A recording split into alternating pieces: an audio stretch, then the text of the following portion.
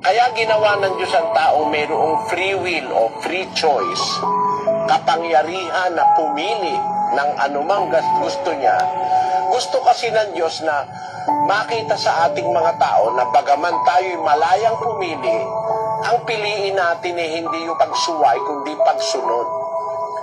Mas natutuwa ang Diyos na kung susunod tayo sa Kanya nang mayroon tayong free will, yung kusa natin na pagsunod, hindi sa pinilit niya lang tayo.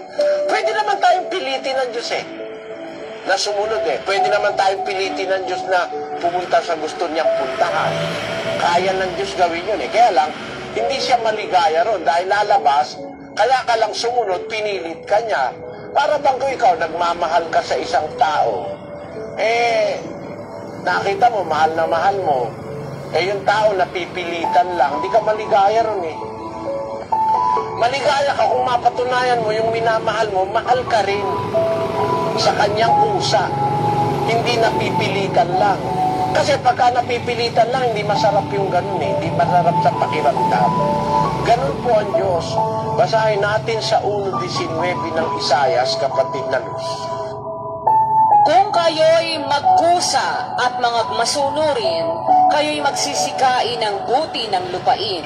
Sabi ng Diyos, kung kayo'y magkusa at magmasunurin, ang pagsunod po sa Diyos, gusto niya kusa. Hindi pinipilit.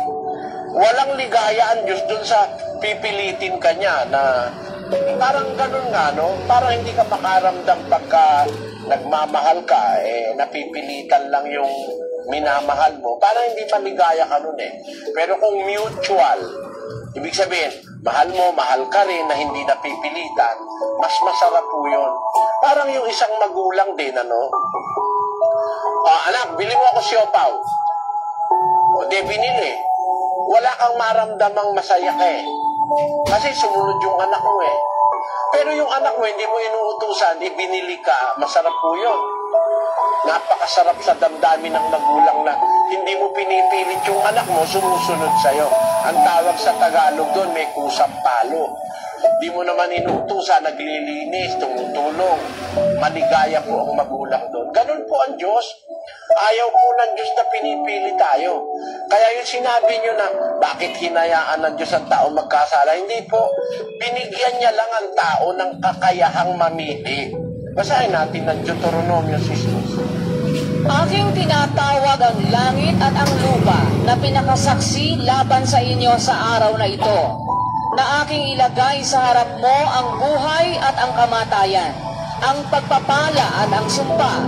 Kaya't piliin mo ang buhay upang ikaw ay mabuhay, ikaw at ang iyong binhi. Maliwanag po yan, kapatid. Pinilagay niya yung pagpapala, sumpa, buhay, kamatayan. Piliin mo ikaw yung buhay. Meron pa rin siyang pagmamahal na malaki Dalawa mapipili mo, pero tinuro pa rin niya kung ano dapat mong piliin. Pero pwede kang mamili. Pwede kang lumabag, pwede kang sumunod.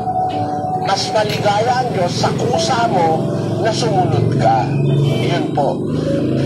Kaya ginawa ng Diyos ang taong mayroong free will o free choice, kapangyarihan na pumili ng anumang gusto niya.